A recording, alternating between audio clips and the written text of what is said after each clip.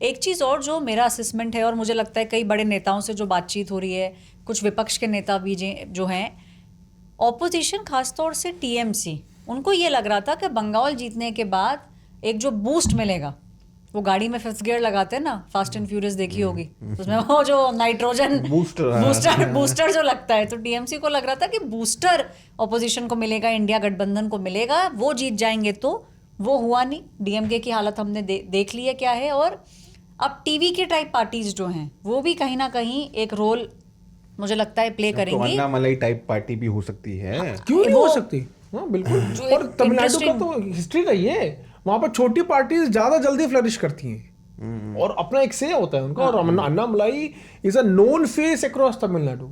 हालांकि इस्तीफा हो गया उनका, बीजेपी से वो अलग हो चुके हैं इस वक्त। अगर अन्नामलाई अपनी पार्टी फ्लोट करते हैं तो उनको क्यों नहीं मिलेगा वोट, क्यों नहीं सपोर्ट मिलेगा?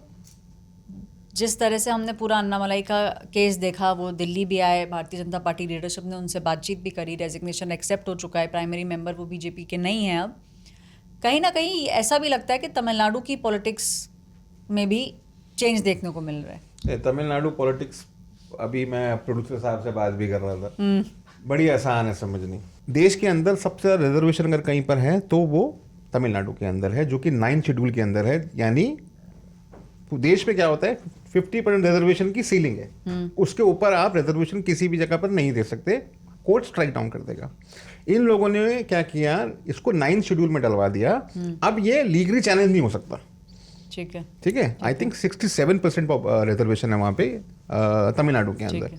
वहाँ पे पेरियार, इन तमाम जो सोशल रिफॉर्मर्स हैं, उनका इतना इम्पैक्ट है कि उन लोगों ने क्या किया, ये 97% जो लोग हैं, इन लोगों ने ये बोला कि भाई हम एक पॉलिटिकल इक्विटी बनाएंगे और हम पॉलिटिक्स करेंगे। द्रविड़ पॉलिटिक्स, AIDMK है, DMK है, इन लोगों ने किया।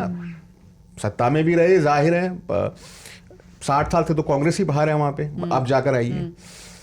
इन लोगों ने, यहाँ की जो पॉलिटिक्स है ये बड़ी आसान है।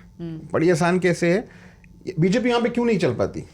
हिंदुत्व पॉलिटिक्स वहाँ चलती नहीं है। हिंदुत्व, हिंदी, ये जो तमाम जो, अच्छा उनकी जो डेफिनेशन है, मैंने एक तमिलनाडु के सांसद से पूछा, भाई आप के जो नेता हैं वहाँ पर ये बोल देते हैं कि सनातन को इरेडिकेट करना है, सनातन ये है वो है। उन्होंने बोला हमारा जो सनातन है वो आपके सनातन से बहुत डिफरेंट है। हमारे यहाँ तो बच्चा जाते ही नहीं स्कूल जब तक मंदिर ना जाए। हमारा जो आप हमको मत डिफाइन करिए ना। हमारा जब हमारा बच्चा स्कूल जाता है तो वो रास्ते में जो मंदिर होता है वहां पर जाकर कुमकुम लगाकर स्कूल जाता है। हम तो ज्यादा मंदिर तो हमारे यहाँ पर है। तो अगर, लेकिन हमारे लिए सनातन मतलब उनके अकॉर्डिंग वो है कास्ट सिस्टम, उससे हमको प्रॉब्लम है। उसकी डेफिनेशन यहाँ पे बदल जाती है नॉर्दर्न पार्ट के अंदर। इसलिए आप बोलते हैं कि हम एंटी हिंदू। हम एंटी हिंदू नहीं है, हम तो बड़े हिंदू हैं आपसे। कि जो तुम कह रहे हो ना, एक नेता से मेरी भी बात हो रही थी तमिलनाडु की, बहुत पुरानी फैमिली है पॉलिटिक्स में। उनका कहना है कि हम जितने साल भर में नॉर्थ में आप लोग नारियल फोड़ते हैं ना, उतने तो हम महीने भर में उतने तो हम तमिलनाडु में महीने भर में फोड़ लेते हैं। मतलब इतने रिलीजियस बिल्कुल वो लोग हैं। अच्छा, अपने घरों के आगे कितने नॉर्थ इंडियंस रंगोली बनाते हैं? रोज? बहुत कम। वो रोज बनाते हैं अपने घर के आगे। तो और ये दक्षिण भारत के अंदर है। तो मुझे ये लगता है कि ऐसे में इसीलिए वहाँ बीजेपी जो है वो उस तरीके से नहीं करती अपील। और इसीलिए जो अन्नामलाई है, जिन्होंने अपना नया रास्ता अपनाया है, वो ये जानते हैं कि हाँ भाई क्या अपील करता है यहाँ की ऑडियंस को, तो वो अब उसी तरफ से चलेंगे। एंटी दिल्ली के अंदर देखिए, बीजेपी के MLA मीट की दुकान बंद करा रहे। अन्नामलाई से पूछिए, वो कहते हैं चलिए मैं आपको चिकन करी खिलाता हूँ। ये जो है ना माइंडसेट डिफरेंस, ये बहुत ज्यादा है यहाँ पर और सदन में। आप देखिएगा अन्नामलाई अच्छा करेंगे। मैं मतलब आप आने वाले समय में बंगाल में भी माछ भात खाया है बीजेपी ने। हिमंत बिस्वा शर्मा ने तो ये कहा कि जिस दिन जीतेंगे उस दिन 1 किलो ज्यादा मछली खाई उन्होंने ममता बनर्जी से। बीजेपी ऑफिस में बंगाल में तो बीजेपी जो हेडक्वार्टर्स है वहाँ तो नॉनवेज नहीं है, लेकिन बीजेपी बंगाल ऑफिस के अंदर स्पेशली वहाँ पे फिश और ये सब बनता है। और अब तो और ज्यादा, क्योंकि जिस दिन जीते उस दिन खाने में क्या था बीजेपी ऑफिस में? माछ भात।